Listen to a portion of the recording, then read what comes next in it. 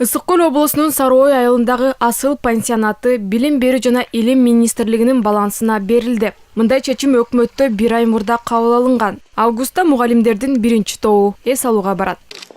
Бүгүнкү өкмөт мугалимдерге өзгөчө көңүл бөлүүдө. Премьер-министр Сооронбай Жээнбеков Ысык Көлдөгү жумушчу сапарынын алкагында аталган пансионатта ремонт жана жаңы корпус салынсын деп тапшырма берген. Жай айларынын башында өкмөттүн чечими менен Ысык Көл облусунун Сарыой айылындагы Асыл пансионаты Билим берүү жана Илим министрлигинин карамагына өткөрүлүп берилди. Пансионаттын мамлекеттик баланска каттоо маселелери убакытты алды. Ал эми азыр бул суроолор чечилгендиги тууралуу Билим берүү министри Гүлмира Кудайбердиева өкмөт отурумунда билдирди. Ведомствонун айтымында Асыл пансионатынын ордуна санат деген аталыштагы заманбап ден соолукту чыңдоочу борбор орун алат. Бара-бара бул эс алуучу жай кыштыр жайдыр иштегендей жана мугалимдер ден соолугун чыңдап семинар жана башка иш-чараларды өткөрүүгө ыңгайлаштырылат.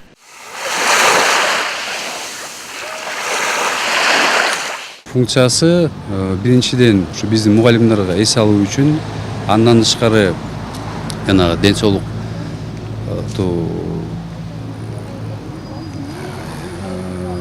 чыңдоо үчүн деген деп да аталат турган биздин оюбуз бар. Жөн эс албай, ошоктон да даярданып, өзүнүн ден соолугун чыңдоого аракет кылып атабыз да.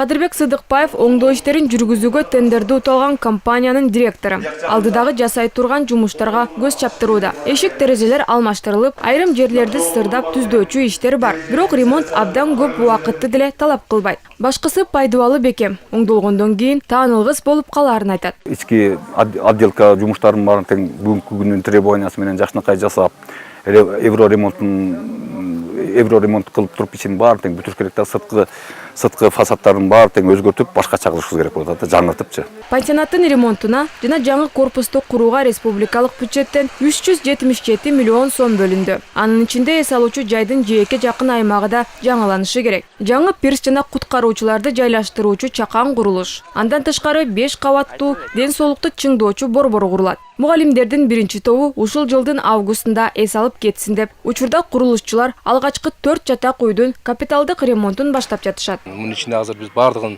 капиталдык оңдоп түзөөдөн өткөзүп, ичине суу киргизип, ичинде ошо ысык суусу, муздак суусу, туалети бардыгы ичинде болуп, ар бир ошо комнатага ошо өзүнчө туалет, ошо ысык суусу, муздак суусу болгон жуунчу жайы, душу бардыгы менен условиясы менен жаратканын жатабыз. Архитектура, курулуш жана турак жай коммуналдык чарба мамлекеттик агенттиги бардык зарыл болгон долбоордук сметалык документтерди даярдаган. Курулушчулардын айтымында эс алуучу жайдын корпустары эле эмес, бүткүл аймагы жакшырат. Жарыктандыруу, тротуар жолдорду салуу сыяктуу иштер бар. Бул жумуштарды мөөнөтүндө тапшырабыз деп, сапатына көңүл бурулбай калбасын деп өкмөт башчы тиешелүү тармактарга эскерткен.